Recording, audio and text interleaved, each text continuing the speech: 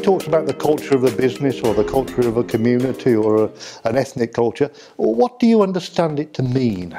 In terms of culture, I feel it is a bit of a buzzword at this moment in time. A lot of people are talking about culture in terms of business. And for me and for a while, it's been, in terms of our organisation, how people do things when nobody's watching. It's about definitely the values of the organisation, the beliefs, and effectively how we do things. And every business is different. Often it's not written, it's just how we do things here, as people say. But you find that there's an element of culture that's cultivated.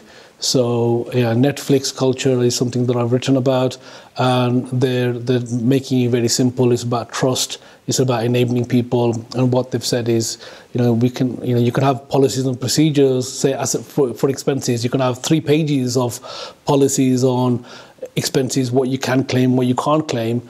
Netflix, on the other side, have said actually just do whatever is in the best interest of Netflix. We trust you to do that. So every organisation will look at their values, their beliefs, and cultivate a way of doing things. So it's almost a kind of DNA, isn't it? It's something that we kind of inherit and that evolves over time, and it's the core of any business or any individual. Do you agree? Very difficult to measure in some cases. I mean, even though there's consultants out there which talk about measuring culture and looking at it and going in between, but it is something that happens over a period of time. It is, in my view, again from a leadership perspective, it comes from the top, and you start from people, from recruiting people, in terms of how their job descriptions are written, how their sort of performance managed, how they do things effectively, target-wise, and there's a range of things. It's not, in my view, about playing table tennis on a weekend, or it's not about having a set of furniture or as I said, a ping pong table or table tennis. It's much more than that. Yeah, I mean, I suppose a lot of people, I don't know if you'd agree with this, you tell me, don't fail to make the distinction between culture and behaviour. Let me give you an example of that. If you put up a speed camera, the likelihood is that when people see that speed camera, they'll change the behaviour and they'll drive slower.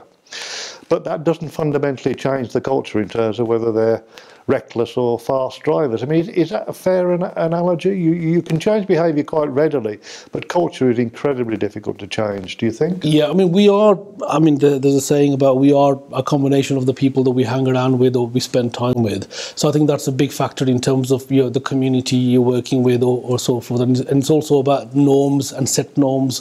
So these sort of things are people, if it's partly to do with how people perceive things and see things. It's like reticular activation system. You start noticing these things and you start behaving in a particular way. That's not necessarily everything. What is a culture? It might change some people's views and bring them to the community norms or the business norms. But as I said, it's a huge topic, and I'd like to know whether you believe that there is such a thing as a national culture. Let me give you an example. I mean, a lot of people talk about the American way of doing business. Yeah. The sort of popular perception is that the American way of doing business is very go-ahead, very entrepreneurial, and you have a go at doing something, and if it goes wrong, you shrug your shoulders and you try again, and then if that doesn't work, you shrug your shoulders and try again, brush yourself down and have a go at something else until you find something that works. A, do you agree that there is an American way of doing things? And B, what's your feeling of that way of doing business? Very similar to language. It evolves, it changes, and there's a number of things that make that change happen. And what you'll find is that it's never at a particular point. So there's a number of things that can change it. In terms of British culture, there's no doubt that the people within immigration does affect it. How we view things does affect it, in terms of the fact that, you know, we're seeing international programs. We're seeing programs from not just America, which has been there for years, but also from Europe, and how we get our news, how we get our, you know, our information, social media. All of these things affect our culture, affect our language, and I think the two, for me, just the way language evolves, culture, particularly culture within a country, does change. In terms of American culture, I see that as an American dream in terms of entrepreneurialism and going and doing something with your life, and actually particularly it's a success story, but that success story is across the country, across the world effectively.